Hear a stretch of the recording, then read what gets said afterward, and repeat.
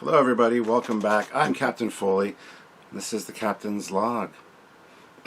Sounds dirtier than it is, probably. Shit.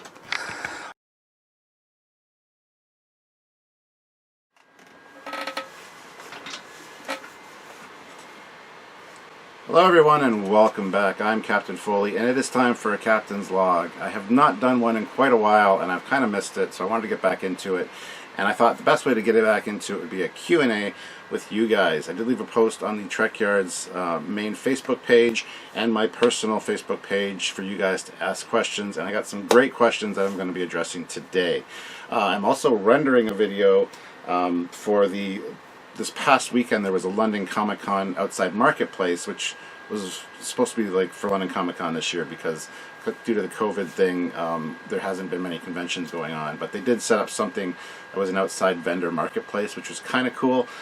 So I got some footage of that for you guys, which hopefully you'll see before this video. Having a little bit of problems with the conversion process here, the rendering. Hopefully it'll get fixed by the time you see this video, so you can actually get some Comic-Con flair and flavor in your life, because I know that's been sorely lacking by a lot of people in these COVID times. So anyway, let's get into the questions. Like I said, there were some really great ones, and hopefully you guys enjoy the answers and the other questions from the other people as well. So let's get into it. Scott Anthony Miles asks, would you like to see Cisco return somehow in Picard? And the answer is absolutely yes. I would love that, considering that he is he is the Prophet, and he is now one of the wormhole aliens or whatever, and can transcend time. Time has no meaning for him. I would love to see him come back. However, Avery Brooks, I don't believe will be coming back, just because he I think has some medical concerns, medical issues, and just has not really come back for anything Star Trek related, which is kind of sad. So I hope that all gets sorted and taken care of, and it would be nice to see him back, even in a voiceover or something. But I don't think you're going to see that, unfortunately, and recasting him is not really an option in my opinion. As far as I'm concerned, Cisco is one of the, or if not the best captain in Star Trek history. Don't get me wrong, I love Kirk, I love Archer. Picard's Picard, he's the diplomat, but I think Cisco is the man. And of course, Janeway's also awesome, but it's a different kind of category as far as I'm concerned. Janeway is a great captain, but she's made some questionable decisions over the years, and people think she should go to prison. I don't agree with that 100%, but that's a whole other topic for a whole other thing. But I would love to see Cisco return at some point, and Picard is the perfect platform or vehicle to do that. But is it going to happen? I would say no, absolutely not. So don't get your hopes up for that.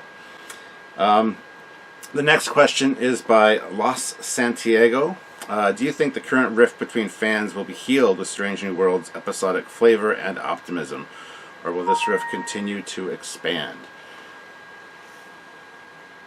What the hell just went off? I don't know. Okay, or will this rift continue to expand? I think it'll maintain the status quo for right now. We got the fandom menace who just hate anything new. Regardless, they've already prejudged it. They made up their minds about it, which is a shame, because Lower Decks is really made for the Star Trek fan, in my opinion. Like, Mike McMahon is really a big Star Trek fan, and the little Easter eggs, all the little goodies that are in Lower Decks are very much geared towards the big Star Trek fans as far as enjoyment value. So I think that rift between the fandom menace and the fans is going to continue. That being said, over the course of the years, the people that grew up with the new Trek are going to find their own voice and become more of a presence, and they're going to actually share their love for what they like. The same things happen with JJ. You see more people that love JJ or got into Star Trek because of JJ. It's just the younger people coming up into the positions to be able to comment and talk about what they love. So even with Star Wars, you see it. A lot of people with the prequels that grew up with those have a different appreciation for them than the old guard, the old school fans, the gatekeepers, if you will. So the rift will continue, I'm pretty sure. That being said, Strange New Worlds returning to form and having that episodic format, I think, is something that is going to really appeal to a lot of fans. Me personally, that's what I want. I want to see episodic feeling episodes. That's why they're called episodes. And get back into that optimism and just the representation of what Star Trek should be, I think, is going to be a big factor for Strange New Worlds. And I hope that they pull it off without upsetting too many people. That being said, it's already set in the Discoverse. It is the Discoverse. That's what I call it. It is not the Prime Timeline. As much as they want to insist and tell you that it's the Prime Timeline, it clearly is not. So don't buy the bullshit. It's not the Prime Timeline. It's its own thing. It's in the Discoverse, which is fine. I mean, if it's the Discoverse, an alternate reality, its own thing, it's great. They did a fantastic job with all the redesigns and everything. But you can't tell me it's Prime and have it shoehorned into the Prime Timeline. I know a lot of people in the comments are going to complain and say, well, they say it's Prime, so it's Prime. I believe it's Prime. And that's fine. It's your right to believe that. Although, visually speaking, it's the anomaly out of 50 years of Star Trek for representing that era. And what's that era, Stuart? It's the first time we've seen this era. Yes, it is 10 years before TOS, but there's a continuity between Enterprise and TOS, and shoehorning that in there, the designs don't fit. And so don't believe the bullshit. It's not Prime Timeline. As much as the creators want to say it is, they can keep saying it is. That's fine. Some people can believe it. That's fine. Get your enjoyment where you get your enjoyment. I still enjoy certain aspects of Discovery. I still enjoy the new Enterprise. I think it's a great design.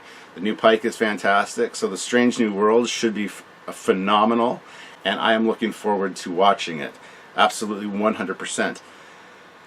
That being said, yeah, the Prime Christopher Pike with the Prime Enterprise could have gone on some of the adventures that we might see in Strange New Worlds, but to me it's its own thing, it's its own universe, and that's fine. If I take it like that, it makes a lot more sense and is something that can be explained. So that's where I stand on that. So hopefully that answered your question. Daryl Benz, despite how everyone feels about Disco, they have some nice looking ships, at least for Starfleet. They do, and I've said that all along. Like, some of the designs are fantastic. New Enterprise is great. John Hughes did a great design, or a great job on it. It could be that they where was I going with this thought? Something on the computer just distracted me. They do have some great looking designs, and like I said, if they had said from the get-go this was its own universe or a reimagined timeline or whatever, like the Kelvinverse, we would have said you guys have done a fantastic job from the get-go. If they put Discovery post Nemesis, had the same kind of designs, because the designs look very futuristic, or at least experimental prototypey, and it could fit into the new post Nemesis world or universe, and it would have been, again, clapping our hands saying you guys did a great job. Even with the Klingons, the Klingorks as people call them, having that new look. Either they be ancient Klingons, a new cult of Klingons that have modified their DNA, the Herc. I mean, there's a lot of different things you could have done with that and would have made sense and been like, okay, well, they're a new form of Klingon, that's fine.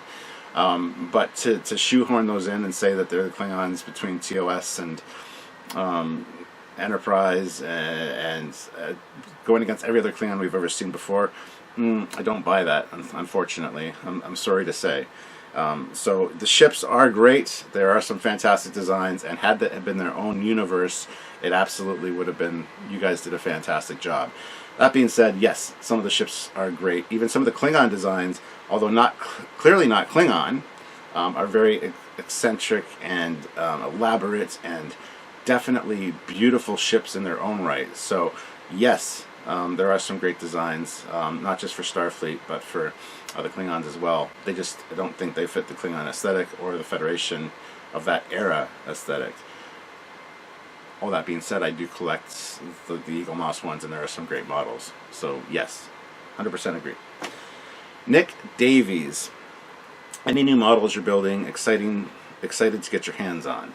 I wouldn't mind getting my hands on the 350 scale Katinga from Polar Lights. I do have the 350 scale TOS Enterprise upstairs, and I'm working on the refit, have been for a few years now, you guys know that. No new models that I'm working on really per se. I do have some of these small F-14s that my buddy Michael got me from Japan. I built one up on the channel. I still got a few more of those to build and put decals on and stuff like that. But anything that's coming up that I'm excited for, one thing is there is a God Phoenix, or the Phoenix from Gachimon, or Battle of the Planets, or G-Force, whatever you want to call it. There is a model kit coming out for that soon. I'm not sure when exactly. My buddy Dave sent me sent our group chat a thing of the model kit, and I've seen some really great pictures of it. It looks really exciting and really cool, and it's one of my favorite designs in all of sci-fi. Like, I love that ship, especially from when I was a kid. So I'm looking forward to that model kit for sure. I think it's about 40 centimeters or something, so it's a fairly large ship. And I'm looking forward to building that one and seeing what it looks like in person. So that's one I'm excited for, but I'm not really building anything new per se. I do need to finish that 350 refit at some point, as many people have been asking me about that, and it's something I should really get on, but I just haven't as of yet. So hope that answers your question as well. Patrick Stevens. Oi. Okay, he's got 3 questions here. 1, do you think that we will see more Trek stories, more Trek with stories and themes similar to what is going on in the world right now? Absolutely we will. I think the pandemic is a perfect example of a Star Trek-esque story, and the problems that can come about as a result of the said pandemic, or the solutions that can come about. And somebody asked me, my buddy Paul actually asked me, is there any Star Trek shows or episodes that actually highlight the pandemic type scenario, and I can't think of any offhand. I'm sure there's something similar, but it's a weird time we live in, and whether that has been translated over to a Star Trek episode, it probably has in some form, but I can't think of it right offhand. So yes, with what's going on in the world right now, I'm sure there will be a Star Trek related episode, a social commentary episode about it at some point, probably in Strange New Worlds actually. I can see Pike and crew rolling up to a planet and having this pandemic going on, and someone on the ship getting infected, and the ship getting infected, and them having to, crunch the numbers and get things done and get things fixed for the planet and for their own ship. So I can see that being a thing, absolutely. Do you think question number 2, do you think the members of the Fandom Menace will ever just shut up and leave the fandom be? No.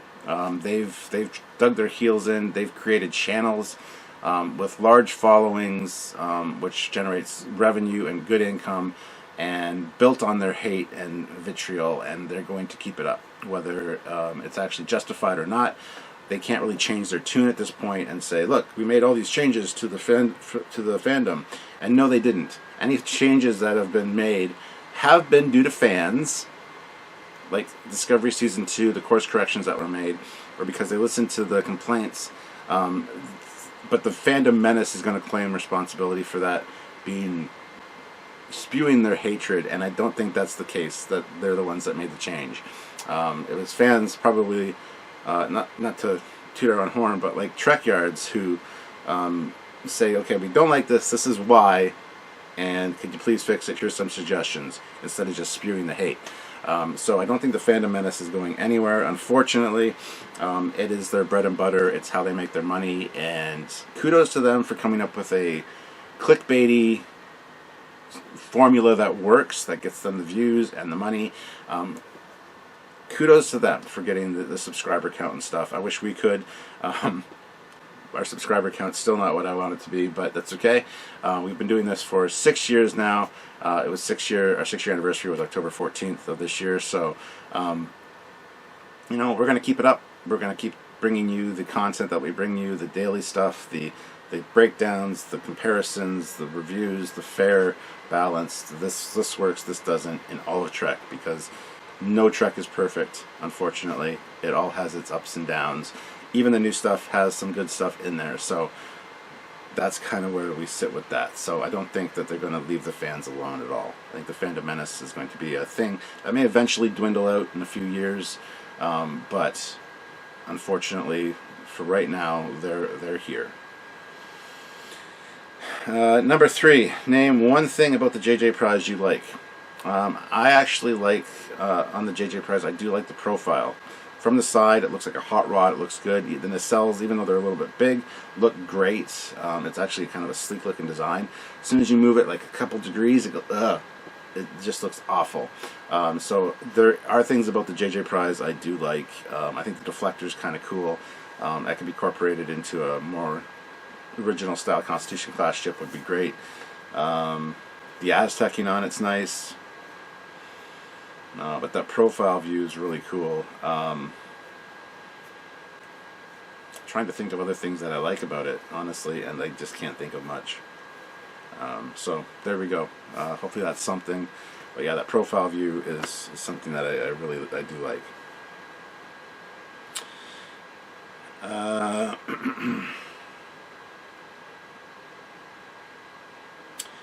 Dan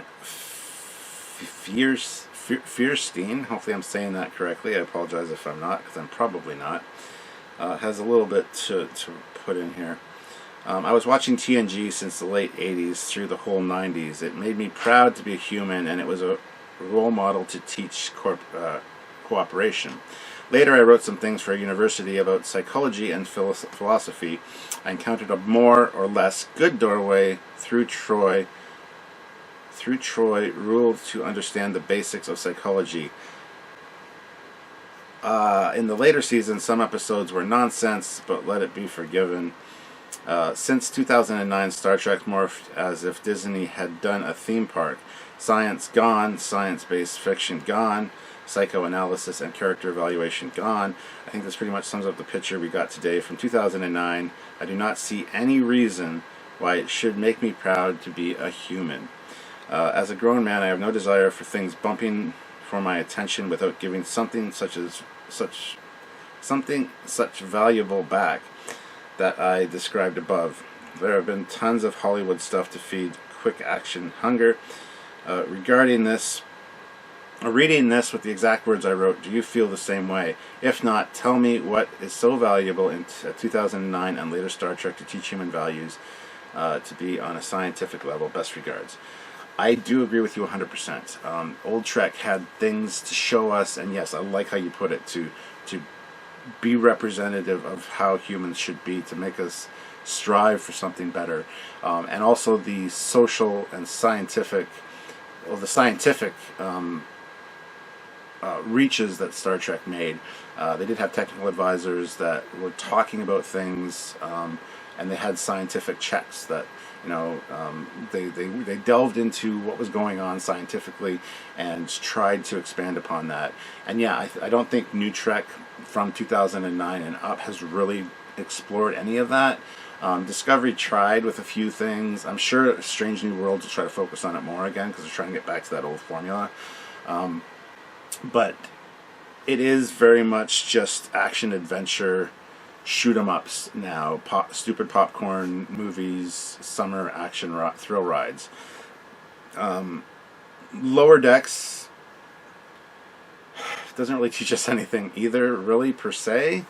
I mean, there are themes in certain episodes, and I think it'll get better, especially with like Mariner's view of the Orions and how Tendy's kind of offended by that and stuff like that. So there are those kind of things going on there that would really, I think, shows promise that it's going to be something that will happen again for Star Trek to make us proud.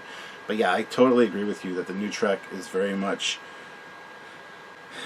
kind of, I don't want to say brainless, but a little bit empty, especially in its meanings and its messages. That is really something that old Trek did well. And I think the replacement for that these days is Orville. The Orville is really what TNG was back in the day. The messages, the themes, the way it's presented, the way it's written, the way it's talked about, the way it's presented is very much TNG as far as getting you thinking about certain themes and things that make sense, things that don't make sense, why they don't make sense. Orville's kind of that replacement right now. But yeah, I totally agree with everything you said in your little paragraph, or 2 or 3 or 4 there. I think you're absolutely right that there's nothing in New Trek that makes us proud to be humans, that we'd want to show to an alien species and say, look at what we've created, look at how we want to better ourselves. I totally get that, where you're coming from with that. So hopefully that answered your question. It was a little bit long and drawn out, and I apologize for that. But Ron Phillips, after doing Trekyards for 5 years now, 6, with all the behind the scenes and guests and events that you have been a part of, have your feelings or appreciation towards Star Trek as a fan changed at all? Some days, yes. Some days I just don't want to hear the word Star Trek uttered, just because it's so, it inundates my life, and I can't really go anywhere in this house without seeing something Star Trek related.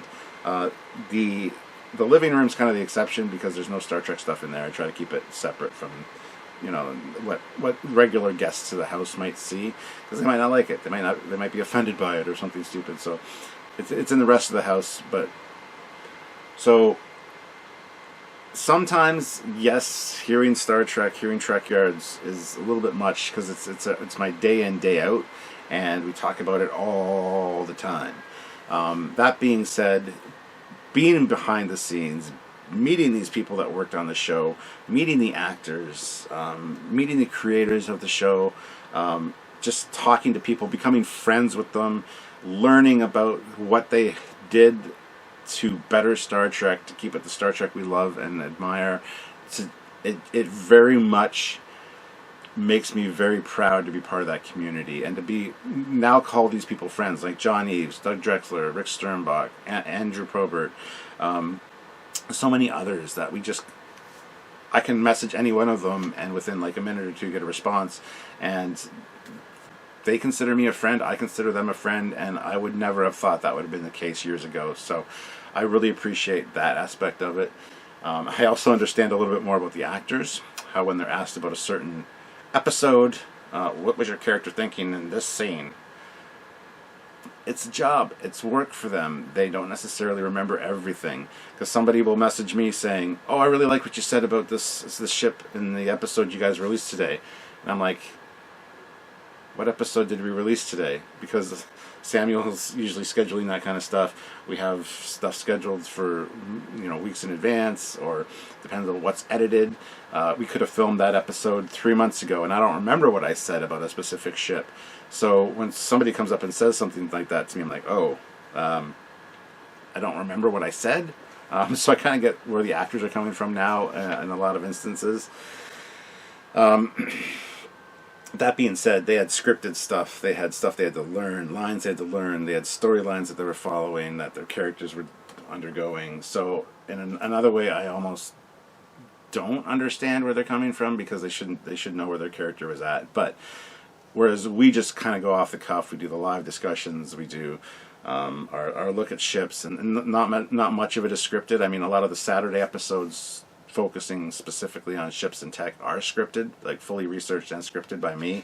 Those ones I'll remember a lot better than just like the mission briefings where we talk about a ship, or the lives, or the discussions we have, or the first impressions, things like that. It's probably got a lot quieter now, because the computer is just wound down from converting some stuff, so I didn't even think that was an issue. Hopefully you didn't notice that. If you did, I apologize. Hopefully it's a lot better now, sound quality wise. So yeah, I totally have a new appreciation, a different appreciation for Star Trek. I'm one of the people now that people associate with Star Trek. They see me at a convention, they're like, oh, I love Trekyards, I love what you, da-da-da-da-da. Love all the stuff you guys have done. And it's great to be part of that community. But that being said, yeah, some days I just don't want to talk about Star Trek. And I find that a lot of my friends, well, not really my close friends, but a lot of people that I meet,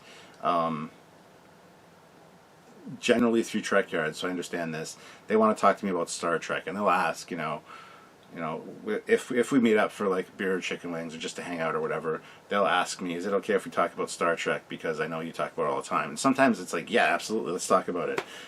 More times than not, I'll say that.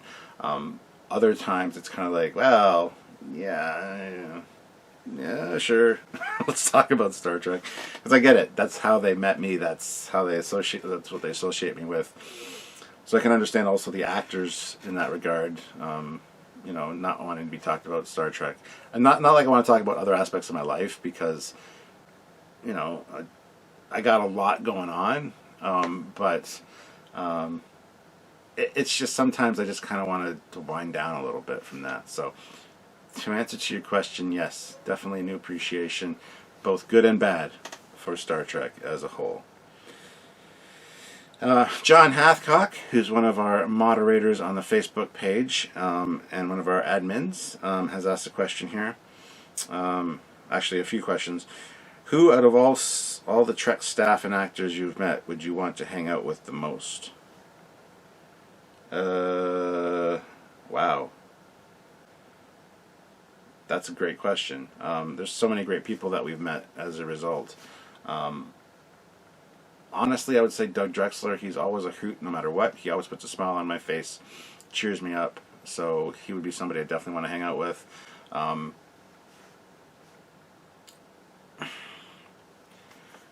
mean, there's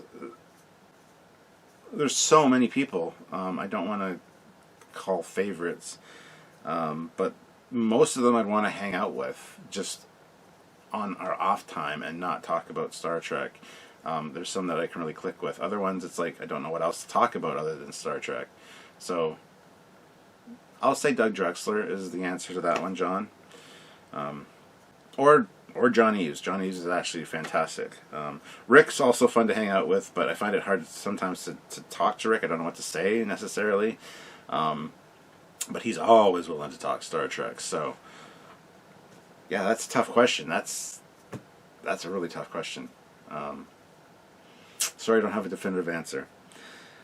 John also asked, what piece of tech from Trek do you think has changed the way we look at the world?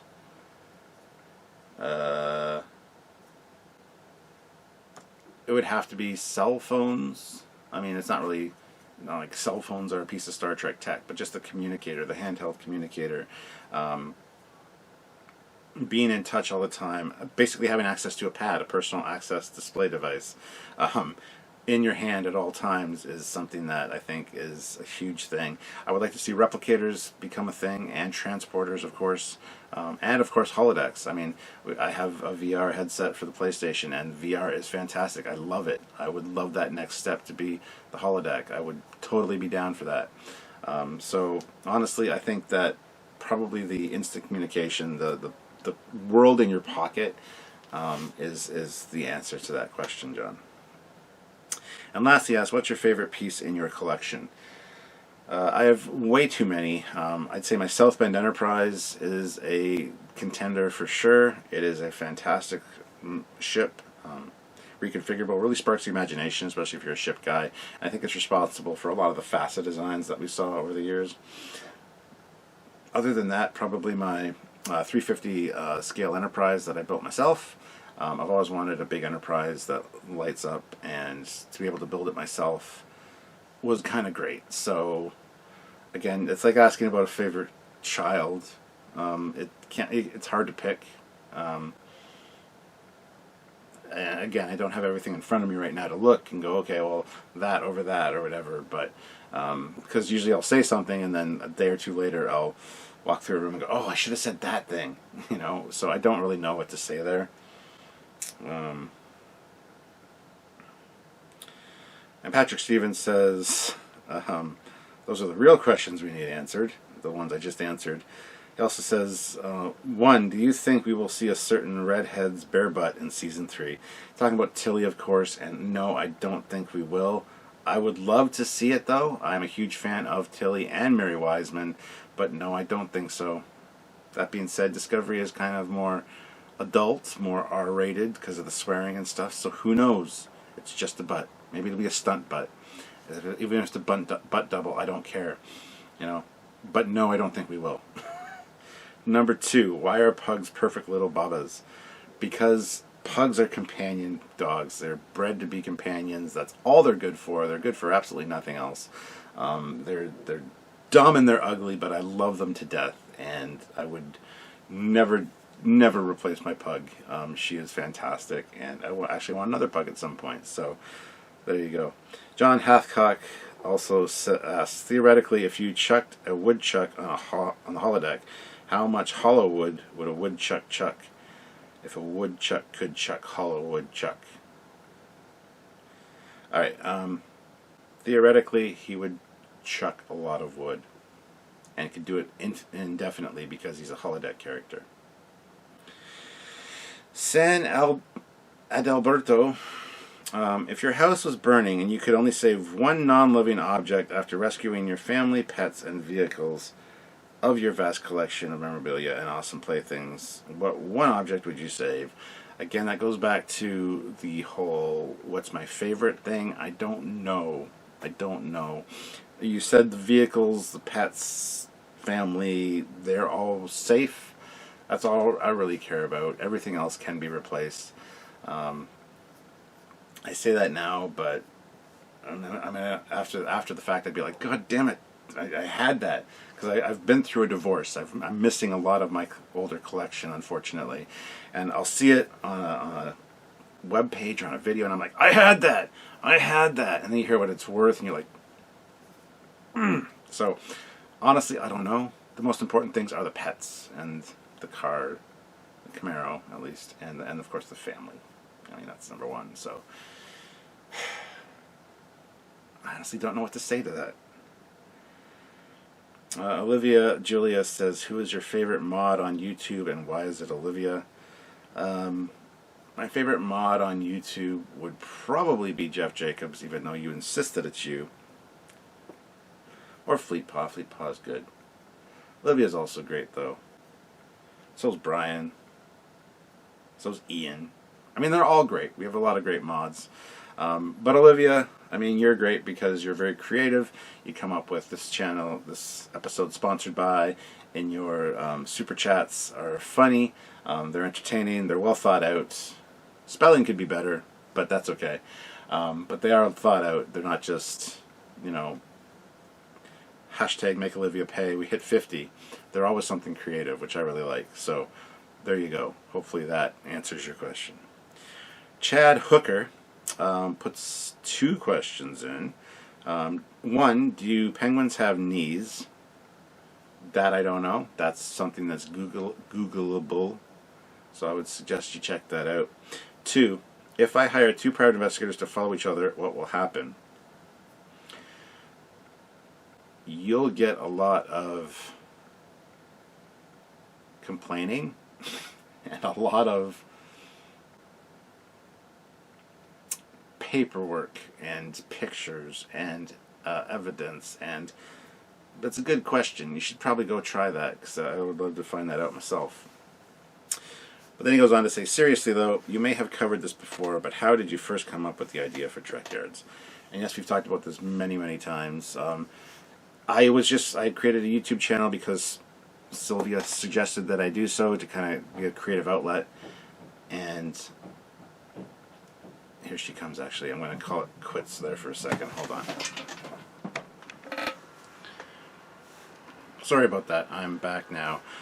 Yeah, her working from home for the COVID thing is fun. It's great to have her home, but at the same time, I want to go back to the office at this point because it's hard for me to record things. Usually I'm recording up in the ready room, but her office is right next to that, and she's doing training, so she's talking all the time, so you can hear her right through the wall. So that's why I haven't done Captain's Logs or reviews or anything in a while, so I apologize, guys.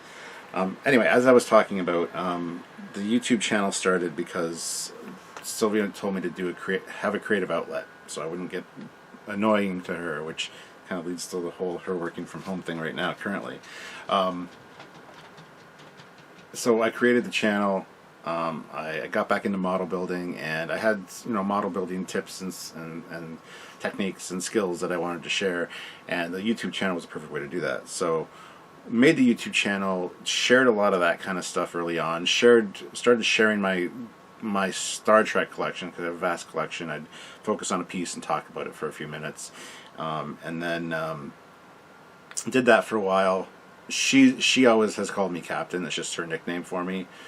So Captain Foley came about because of Sylvia. I started the channel saying, this is Stuart, how you doing? And then her pet name for me was always Captain, so it just evolved into Captain Foley. And then Samuel, he was going to university for filmmaking, and so when he was editing and stuff, he'd always pick YouTube videos and stuff to listen to while he was editing to keep him busy, keep him occupied.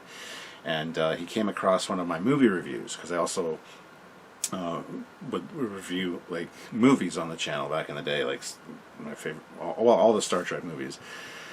He came across my review of Star Trek II, The Wrath of Khan, and learned a few facts that he didn't already know, and thought, this guy's interesting to listen to. And I learned a few things, which is kind of odd because he thinks he knows everything, which he does. He knows quite a bit, but he learned a few things, which is funny. And then in another one of the videos I had done, where it was just one of my out and about, going for a walk, just talking about things that were on my mind, I had mentioned that my birthday was coming up. And because he does 3D animations and stuff, he thought, okay, well, it's his birthday. I like the guy. I'm going to create a 3D animation for him. So it gives him some purpose, because just creating 3D animations for no reason is not always the funnest thing. It's good to have a direction and a reason to do a specific shot or whatever. So he created me a great Captain Foley intro, where the TOS shuttle goes through the O in Captain Foley, and you see a Constitution class heavy cruiser, the original one, cruise by and then go into warp, which was really great. So he sent that to me, and I started talking to him, and I requested a few other little openings for the channel, because I really wanted to kind of up the production value and the coolness of the channel. So started talking about that, and then we found out we both have a love for ships. So we did a Skype call one day, and we came up with this idea for Trekyards, a show about ships and tech that we ourselves as fans would want to watch. So we created Trekyards, and we, for the first 2 years, we prided ourselves on being the only weekly Star Trek content that existed, because there was no new Star Trek on the air, there was no whisperings of new Star Trek, there weren't very many Star Trek YouTube channels that focused on it. We were the guys, and we said that for the first few years of our videos, especially in interviews and stuff, like, we are proud to be the only weekly Star Trek content since Enterprise. Yeah, that's how Trekyards was created. And then, of course, we did a bunch of ships. We had a few shows a week. We had Trekyards Originals, Trekyards One Hit Wonders, Trekyards Legends, and we would, sometimes we'd have 3 shows a week, sometimes 4, sometimes 5, and we really were cranking out the stuff. And then we got word that new Star Trek was coming with Discovery, and we're like, yes. We started focusing on more news-based things, and we started getting into reviews. We reviewed the news shows when it came out.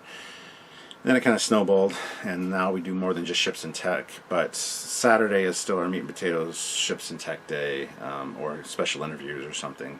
But then the rest of the week, now we do the lives, because it's a great way to interact with the community that we've created, which is a fantastic community, by the way. So if you can make it to the lives, please do so. And yeah, we've really grown as a channel, and now there's every second channel seems to be Star Trek related, or modern, pop culture references. But there's so many Star Trek channels out there now that have even surpassed ours as far as viewers go. Like the first few years, our subscriber count was just flying up, because, like I said, we were the only ones talking about ships and stuff. Now we get lots of complaints that we don't talk about ships very often, and we've broadened out into this other, all this other stuff, and it's kind of watered down the brand. And I kind of get that a little bit. I get that, but we're still doing what we love. We're still bringing you regular content that's free to watch. If you can support us via Super Chats or during the PayPal or joining the YouTube channel, click the join button down by the subscribe button there. That all super helps us out to make more content. There's a lot of shows we've wanted to make over the years. We just haven't had the time to do it. If our Patreon and our monthly income hits a certain level, we'll have that time to experiment with stuff. A lot of times when shows don't do well, such as Fleet Yards, we didn't really get the numbers we needed for a lot of that stuff. That's why we haven't been doing a lot of Fleet Yards lately. Every now and then we'll do a Fleet Yards or do a run of Fleet Yards stuff. But we need to see that reflected in the numbers. So kind of a long, drawn-out answer to your question, but that's where it came from. The idea for Trekyards was just two guys that like ships and bonded over a love for Star Trek and ships. So Derek Rankin asks, do you get as pissed off about The Dark Knight Rises over time as I do? Basically, thanks to that film, Batman was around for approximately 1 year, then disappeared for 7. It ruined what could have been a great trilogy, as Batman Begins was great. The Dark Knight breaks the stereotype by being better than the first, then comes along The Dark Knight Rises. Even the name is weak sauce, and time has only allowed me to poke more holes in it. I don't really get that upset about that, honestly. I don't think I've actually even seen all the movies all the way through. I've probably seen them all at some point, just not sitting down and watching them dedicated. I do need to do that. So honestly, I don't know. There's so many Batman mythos stories out there that why get hung up on one and be all pissed off and upset about it when there's other ones to watch that you can latch onto. The new one that's coming out with Robert Pattinson looks good. I'm looking forward to that one. So no, it's my answer, I guess. He goes on to ask another one. If you're only looking for Star Trek questions, then is Ensign Mariner a potential better officer than her mother, and how fast could she be promoted up the ranks when she decides she is ready, as she seems pretty damn connected in her own way? Better officer than her mother, I don't know. We haven't seen much of Captain Freeman. Some of the stuff we've seen makes it questionable that she's a good captain at all. She is captain of the Cerritos, after all, one of the least important ships in the fleet, so but she is still a captain. And I think she could fly up the ranks pretty quickly. She did get promoted to lieutenant in one of the episodes, which skipped lieutenant junior grade. So because she has been promoted before and then got demoted a few times, I think she could jump up the ranks pretty quickly if she wanted to, especially now post-Dominion War where the Federation needs captains. I think it would be a perfect, ideal situation and setting for her. Plus, we've seen her friend, Captain Ramses, who she went to the academy with, is now a captain and pretty much the same age as Mariner. So yes, I think getting up to the rank of captain might be something that could be very quickly accomplished. That being said, since she's been demoted a few times, I'm not necessarily sure that they would do that, if they would allow that. So I don't know 100%, but I think yes, she could jump up pretty quickly. Derek also goes on to say, do you also want to see an episode of Lower Decks with Picard and the Enterprise and Riker on the Titan in the same episode? Yes. I don't think we're ever going to get that, though. You might see the Enterprise or the Titan from the outside. You might get a cameo by Riker. I'm not sure you get one by Picard. So I would love to see anything that can do a crossover like that or include old guard Star Trek in the new stuff. I would absolutely 1000% be down for that. So yes. Paul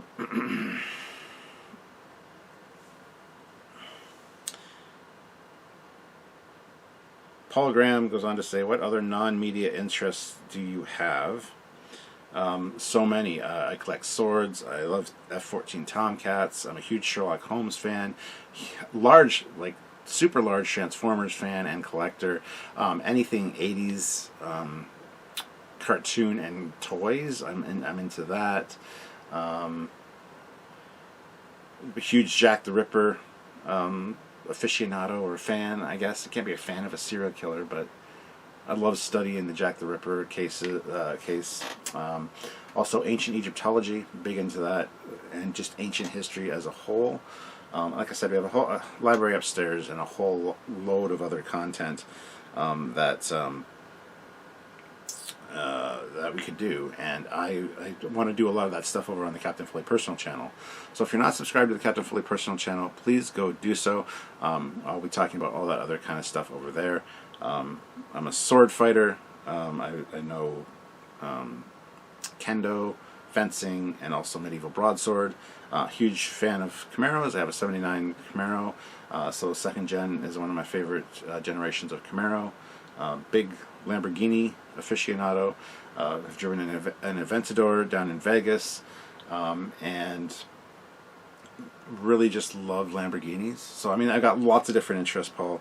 Now I took a screenshot of the questions, and it looks like there was a previous question which I might have missed because it says view one previous reply, and I can't click it right now. So I'll have to go back and visit that maybe at some other point. But sorry if I missed a question of yours, Paul. Paul goes on to also ask, besides the obvious Camaros and Tomcats. Oh, well, see, there, I already mentioned them. So, and Paul says, and how did you come about them? My light went off. Hold on a second.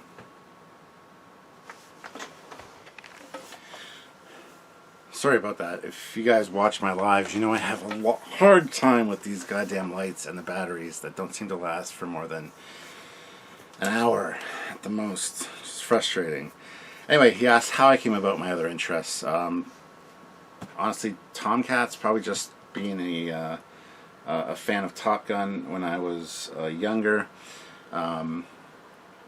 Camaros, my dad had a 79 Camaro. I never liked Camaros growing up as a kid. Then I turned 16, got my license, and had to drive my dad's to school. No way to get, no faster way to get appreciation for a car than have to drive one. So I really liked his after a certain point. He had a light blue 1979, and then just down the street from my best friend, the guy was selling my car that I have now, which is a dark midnight blue 1979 Camaro, and so I bought that as my first car. Which was back in 1992. And yeah, I mean, swords. My dad got me a Excalibur sword when I was 16 or so, and that just kind of snowballed my interest into swords and sword fighting. And Phantom of the Opera. I really enjoyed the musical, and then wanted to learn more about the actual Phantom himself. And there's quite a bit of lore there. Sherlock Holmes, I don't know how I became a fan of Sherlock Holmes, but got huge into Sherlock Holmes, which also led to interest in Victorian England, which led to Jack the Ripper, obviously, and then, just history. I've just always been a fan of history. I think it's very interesting, and it was one of my best subjects in school. So, and Transformers and G.I. Joe and stuff is just because I grew up watching that stuff, so of course I was a fan of it. It's kind of a broad question, Paul. And hopefully I didn't miss one. I think I probably did miss one of your questions, and I apologize. But Sean O'Neill, where in Ireland is your ancestry from? I'm aware that you are more than just Irish, but as someone whose parents are Irish, I'm interested to know this. I'm not sure, actually. I'm Irish, a little bit of Scottish, German, mainly German and Irish, and some Norwegian in there as well when I did my ancestry. So, and I'm not sure where exactly in Ireland we're from. That's something I would like to learn more about, is the family history. I know that the last name used to be O'Foley. There used to be an O in front of it, but that was dropped quite a long time ago. So, O'Foley, I don't know where I'm from. So there you go. B. Alan Alford, is there a way for fans to come together to influence CBS Paramount to stop monkeying around with the history of Trek, to be at least as consistent with their own canon as Star Wars is with theirs, while still allowing for artistic license and modern technology? Is there a way? I don't know if there is, honestly. I would love for them to get a fucking clue and actually, yes, realize that there is canon in history that they need to respect. A petition, I don't think will do it. I guess one of the best ways is just get your foot in the door there, be a producer, be somebody with influence there, and actually set them on the right course. Honestly, I don't know. I would love that, though, if there was a specific way. So, Jeff Jacobs asks, what was the first collectible that you bought with your own money?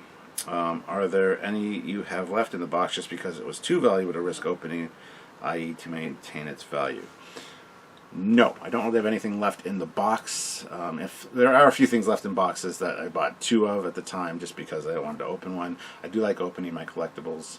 I've even gone so far as to buy a Playmates original TOS Enterprise on eBay that was in the box with no stickers on it, and then to take it out of the box and put the stickers on it, because what's the sense of having it unless you use it, right? So there you go. I don't know if anybody's going to slap me down for any of that, but as for my first collectible that I bought with my own money, I don't know. It was probably some sort of Star Trek thing. I remember the reason I got a job, though, because my parents had bought me the Franklin Mint Pewter Enterprise, which is a great piece, by the way. They bought me that, and I believe 1 or 2 other ones, which, you know, they're like $600 at the time new. You buy them through the Franklin Mint, you pay $50 or $60 a month until it's paid off, kind of thing. That's how the Franklin Mint worked. Then they came out with the chess set. Then not the 3D chess set, there was the other one that I have as well that had the nice little figures.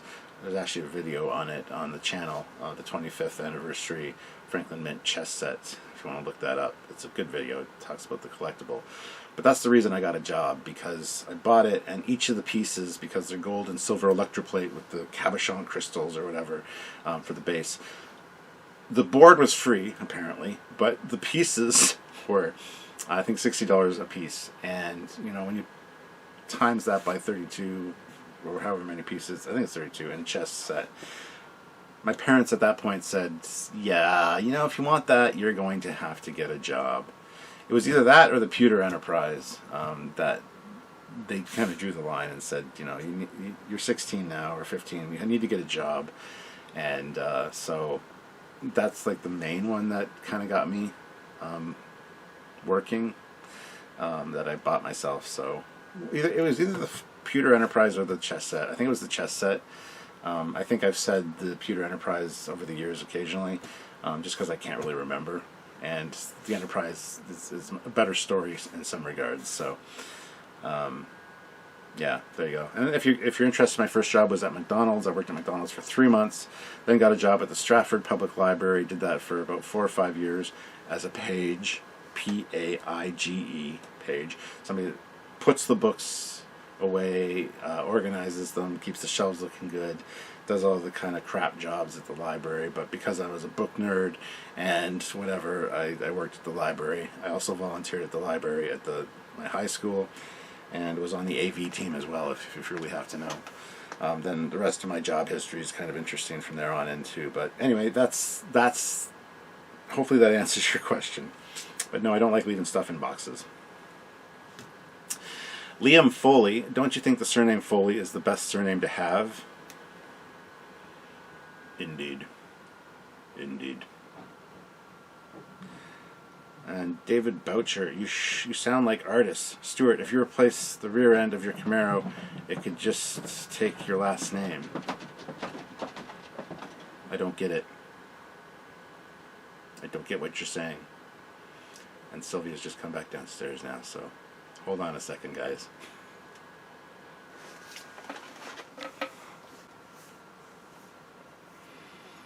Like I said, I love her to death, but I can't work in the same house with her much longer. Hopefully they'll be going back to the office at some point. She's... Anyway, so I don't know what you mean by if you replace the rear end in the Camaro, it could just take your last name. Don't know what that means at all, but... Ashen Khan, will we ever get Romulan TV show? No. Why would Romulans have ridges when they shouldn't? It makes more sense that they don't. We've talked about this before on Trekyards.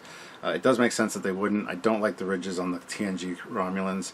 Our guess is they tried to modify their genetics with like Klingon DNA to become more aggressive or stronger or something, and it kind of backfired on them. Or it did work, and that's why they have the ridges.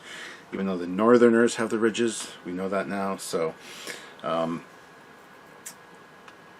but I think it could be a genetic modification. I don't buy the northern or southerner thing. It's a weak explanation because they are technically all Vulcans. So hopefully that answers your question. Zach Gotchinor. I know Captain Foley and Commander Cockings read the Star Trek novels, but will we ever get a review or live discussion about the Trek novels? No, probably not, because A, I don't have time to read. I've read a few. Can I remember everything in them? No. It's something that would have to be a dedicated series, and I don't think we'd have the time or the literary knowledge or know-how to review a novel. We could review the stories just in basic, but, you know, there you go. Alva Boyd Duke. Notice the Transformers memorabilia in the captain's office. What is your favorite show, favorite Autobot, and favorite con as Decepticon? Well, good call noticing all that stuff. My favorite show would have to be G1 just because it's a given, it's G1. I grew up with it. That being said, other than G1, Beast Wars and Transformers Prime are my absolute favorites. The new Siege of Cybertron on Netflix is pretty good, but honestly, for just pure quality writing, animation, and I say animation because I like the CG animation in Beast Wars. Everybody bitches and complains, I can't watch it because the animation shit. Well, too fucking bad. It's good. I enjoy it. So, anyway, for writing and just pure goodness, it's a toss-up between Beast Wars and Transformers Prime. They are both really well done, and so yeah. As for my favorite Autobot, obviously Optimus Prime. That's the go-to default answer for most people. I do love Optimus Prime. I have a lot of Optimus Primes. But I think my favorite growing up was Sideswipe because he was a Lamborghini Countach, and as I mentioned earlier, huge Lamborghini fan. So Sideswipe is my favorite. I've actually got the Masterpiece Sideswipe right there. And right underneath them, there's another one. I have two of them. One in Autobot or robot mode, one in car mode. So definitely a fan of Sideswipe. Favorite Decepticon, honestly, would have to probably be Soundwave. I really like the way he looks. He's a badass looking robot, and the way he talks is really cool as well. And there's a fly down here. Of course there is when I'm doing something. Of course there is. Why wouldn't there be? You know, it's cold as hell outside, and flies should be dying. But no, there's one down in my basement, because why not? Yeah. So there's your answers. Alva Boyd Duke, what is your favorite ship outside of Trek? Again, there's so many. I love the Millennium Falcon, but like I said earlier too, as well, G-Force, Battle of the Planets, the Phoenix, the God Phoenix is a fantastic design. At least the original one.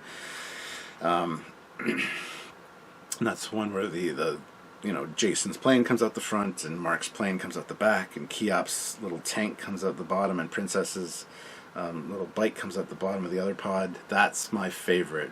And you got Tiny flying the big thing with when everything's out. It looks kind of stupid, but anyway, the Phoenix is a fantastic design, and I love it. I think it's great. I've got a great one from Japan that I've done a review on the channel, so if you haven't checked it out, please go check out that video.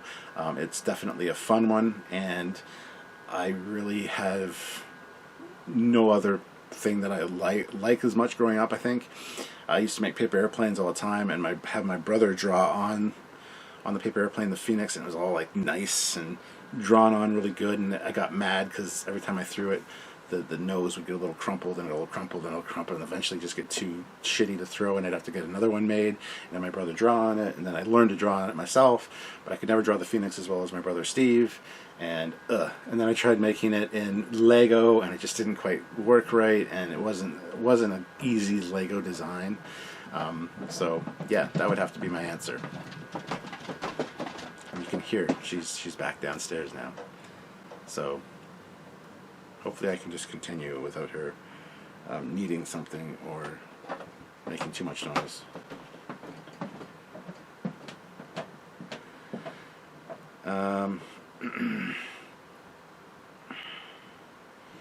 Brian Mosey, what's the answer to life, the universe, and everything? The answer is 42.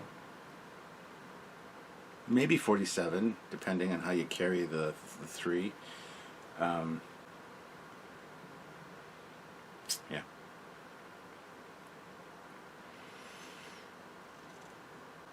Jack Elminger. Where do starships come from? From starship factories. You see, when two starships love each other very much, they dock with each other. Eventually, months later, they visit a starbase, and within a day or so, a brand new starship is leaving said starbase. John Shields address that the mirror universe is the actual and only real timeline. I can't explain if you want details to why.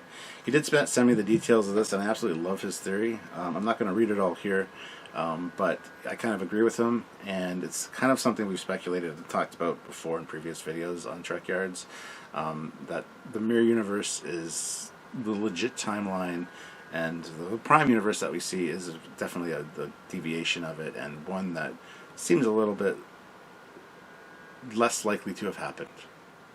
So I won't get into it all here, and John, you did a fantastic write-up for me. I have to go back and find it and stuff, and I really wasn't prepared to do that at this point, so I apologize, but it is a fantastic theory, and I do like it, and yes, I kind of agree with you. Tyler Lister, what's the story behind your tattoo? Yeah, I have a tattoo, which I can't really show you guys right now because there's not the proper shirt for it, because I can't really get my... Anyway, great question, Tyler, and I hate you so much for asking it right now because I can't show off my tattoo. I'll have to get a picture of it and try to put it up here. I hate you so much, man. Alright, the history behind my tattoo is, it's one I designed myself. I didn't get a tattoo till I was like 34, after I met Sylvia. It's, like I said, it's one I designed myself. It's got the demon face with the sword kind of through the tattoo. The demon represents all the bad, negative stuff that was in my life up to that point, including the whole situation with my ex-wife and her one side of her family, which is a long story. I'm not going to get into that, but and the sword is my Excalibur, the very first sword that my dad got me, which meant a lot to me, and I still need to find one just like it because I lost it in the divorce. She kept my sword collection, and I lost one of the most important pieces that my dad ever gave to me, which is probably the one thing that I would save from a fire now that I'm thinking about it. But I don't have it, so I have to find a replacement. I found a few that are exactly the same over the years, maybe 3 over the course of however many years it's been, 20 years or more. And they're just too expensive at the time that I can't pick them up. So there are other ones that look very similar to it, but the markings on the blades are always different. They're the cheaper version. And I do have one upstairs that's identical, except instead of gold for the hilt and the pommel, it's actually silver. So, and while I'm talking about all this, I'm thinking, oh good God, I got to edit this and I got to add photos of everything that I'm talking about over here, which I don't know if I'll be doing. So if you don't see photos, or you don't see photos for everything that I'm talking about, I apologize. It's just I need to get this video out at some point. And I was just realizing how, I kind of promised it would be for this Friday, and then I don't know if I'll have time now. It's just one of those situations. So Todd Jenny, I can't wait for holographic Captain Foley. I know, I can't either. Then he could take up some of the, do some of the stuff that I don't want to do. That would be great. Carl Feaster Jr., could anything happen that would make you stop being a Star Trek fan? Nope. Nothing at all. If all the Star Trek actors that have ever existed turned into severe rapists and murderers, nope, I would still like Star Trek. And just because new Star Trek isn't exactly what I want, doesn't mean I hate Star Trek or I'm going to become Fandom Menace and just hate anything new. It's not how it works, man. I'm a Star Trek fan. I will watch any new Star Trek that comes out and hope for the best. Be disappointed in some of it, not necessarily hate it, just not really enjoy it as much as I should or would. So that's kind of where I stand with that. Ashen Khan, who would win from your points? Homelander in The Boys versus General Zod in 1980's Superman 2 movie. I haven't watched much of The Boys. I haven't got much into season 1 yet, so I can't really say. So I'm going to have to go with General Zod, because kneel before Zod. Zod, man. Mo Fortin, hey, would love to see a review of the TMP Yamato class. Would you guys be willing to do one? A pick for attention. Yes, that's a great design, and one that I would definitely be willing to do, or at least do a mission briefing on, and I'm sure Samuel would as well. I know he's not really a fan of these kind of designs necessarily, but these are the ones I grew up with, so yeah, absolutely I would love to do one, and it's probably on a list somewhere. I've got a folder on here of some FASA and other designs that I'd like to take a look at some point, but yeah, it would definitely be one that we'd talk about. So Malik Dumas, I need to switch to Synthahol. Probably the best bet. It's the least likely to get you into trouble. Philip Barber, hi. When is Star Trek Picard on DVD? I have no clue. That's something you should probably Google or find out through CBS, because I actually don't know. Rav Lopez, what do you think of the idea Sir Patrick Stewart and Hamill are tossing around about a Star Trek Star Wars crossover? I think it's the stupidest fucking idea in the world. Star Trek and Star Wars cinematically should not be touching each other at all. They should not go anywhere near each other. I think it's a bullshit rumor. I think it's just that. It's a rumor. It's speculation. It's just an off-the-cuff remark that was taken too far. And no, it'll never happen. I don't want it to happen. Josh Conley, he could be a changeling. Who, me? I could be, but I'll never tell. David Geerton, my buddy Blappy, who gets the chairs? I still don't understand what the fuck he's talking about. So I said, huh? And he said, does the Klingon get the chairs? And I don't know what he's referring to. I must be missing the joke. I don't know. Jason Cooper, can I have all your stuff? No. Okay then, LOL. And yeah, the answer is no, Jason. I'm not sure what's going to happen to my stuff after I die. Hopefully it'll be sold off and appreciated by other Star Trek fans. I know my kids probably won't be interested in a lot of it, so who knows. Brian Magnus Singleton, will you ever do a Fleet Yards on the Visitors 84 mothership and squad vehicles? Love your channel. So the Visitors 84 from V, maybe, don't know. And squad vehicles, I mean, it's something we might look at some point, yes. I'm sure it's on a Fleet Yard shortlist somewhere, as there are a lot of things. We've done a lot of mission briefings on different ships from franchises, though, so check out, just look up Fleet Yards and see what you find. There will be some stuff there. The Alien stuff, or the V stuff is not one of them, unfortunately, but it's something that might be considered at some point. Leighton Hume, my room is filled with Transformers, so yeah. And Christopher Billups, let me guess, you want us to call you Optimus from now on? To which Leighton says no. James McGill, what fan-made Star Trek shows, films you feel is worthy of being canonical in Trek universe? I would say any of the Star Trek Continues, and some of the Star Trek New Voyages would be worthy of that. Maybe even First Frontier, the Captain April one. There are a lot of good fan things. I just wish that they had bigger budgets. But, yeah. Good question. James McGill, would love to see a crossover from other sci-fi shows onto Star Trek. No, most would love Star Wars and Star Trek crossover, but I would love to see Doctor Who TARDIS encountering the Enterprise. I mean, we've seen that in comic book form with the TOS and TNG Enterprise and a Doctor Who crossover. I don't want to see Star Wars and Star Trek. I think that's retardedly stupid and dumb. It's just not a good idea. It won't work. Unless it's just a fleet battle, which you got a lot of fan fleet battles online. But as you know, I think moments for crossovers, like just conversations, would be good. When I was on Michael Mercy's channel talking about crossovers, I agree with him. Like a conversation between Han Solo and Riker, I'd like to see that. Conversation between Data and C-3PO, that'd be great. You know, there's conversations I'd like to see. I don't want them to actually cross over universes. I think that's just a stupid idea. And Doctor Who's already been done. The TARDIS actually shows up in one of the novels. It like comes in, the Doctor sticks his head out, goes, "What planet is this?" And the away team answers, and then he like leaves because he's on the wrong planet. Plus, you have the comic crossover. So that's some of it's already been done. So, Derek Rankin, if you don't like glass view screens and windows on ships, why don't you mind the glass dome ceiling on the bridge of Starfleet ships? Because that's a skylight. I have no problem with there being glass on a bridge. The problem is there's never been a window for a view screen until 2009, and now they're all fucking window view screens, which I hate. I think it's a dumb idea. It should be a view screen. It should be something that is a view screen, because it's always been a view screen. Just because in 2009 they made it a window, now all of them are windows. That's why I hate it. It's a stupid. Ooh, that's what the JJ did. The JJ, he knows his Star Trek better than anybody, even though he's not a Star Trek fan. No. Stop it. It was a view screen before that. No problem with that.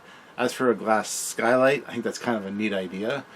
Is it a weak spot? Absolutely. But who gives a shit? I mean, it's always been a thing. Even in the original series, it was like a dome that's transparent to certain forms of electromagnetic radiation, as according to the Franz Josef Technical Manual. So, it's fine. A window as a view screen, because JJ put it in 2009 film, ever since then it's been one, does not make me happy. A view screen where a view screen's supposed to be makes me happy. A skylight in the 2009 remake, you could look up and see the stars, I would have no problem with. So, that's why. It breaks the canon universeness of the Starship view screen designs, and I hate that. And now everybody does it. Matt Deckard, are you now or have you ever been a member of the Communist Party? No and no. Jeff Palazzo, would love to see more of your collectibles. Well, Jeff, I would suggest checking out my Ready Room tour, my Captain's Logs show and tells, or my Captain's show and tells that I've done. A lot of my lives, I've shown off the collection multiple times. And like I said, the live show and tells are great because I kind of scan over everything, and then you super chat and you get to pick one of the items, and then I'll talk about it, my personal history with it, the history of the actual object itself, its history in the toy line, or whatever knowledge I know about it, I will talk about. So those Captain's show and tells I would suggest checking out. Just type in Trekyards Captain's show and tell, or Trekyards tour, like room tour, Ready Room tour, collection tour. I've done a live where I've dusted my collection in like a 2-3 part live because it's quite a large collection. I talk about each piece as I kind of go. So there's been lots of coverage of the collection. So if you want to check any of those things out, by all means, just type those into the search bar on YouTube and check them out. So anyway, guys, that is it for this Q&A. So thank you very much. It's been a long one, but it's been a good one, and I really appreciate all your questions and comments, and hopefully I'll be getting more back into these, doing these on a regular basis for you guys. I'm sorry, but because of COVID, and just because of my depression, and the fact that Sylvia's working from home now, so it's a lot harder for me to record. I haven't been doing the Captain's Logs as of late, and I really apologize for that, guys. It was a regular thing for many weeks, and then it kind of went away. But I will be attempting to bring you more over the next little while. They might not be a weekly thing or a regular thing, but I'll try to make it more regular, even with the Eagle Moss reviews and stuff, because I do miss doing them. I do miss engaging with you guys, and I really love all the comments and stuff. So I'm looking forward to reading your comments down below, and by all means, go subscribe to my Captain Foley personal channel, because there's going to be a lot of non-Star Trek related stuff and content over there. Don't forget to subscribe to Trekyards, obviously, and check out other videos by us as well. So until next time, guys, I'm Captain Foley. Live long and prosper. I'll see you soon. Bye, guys.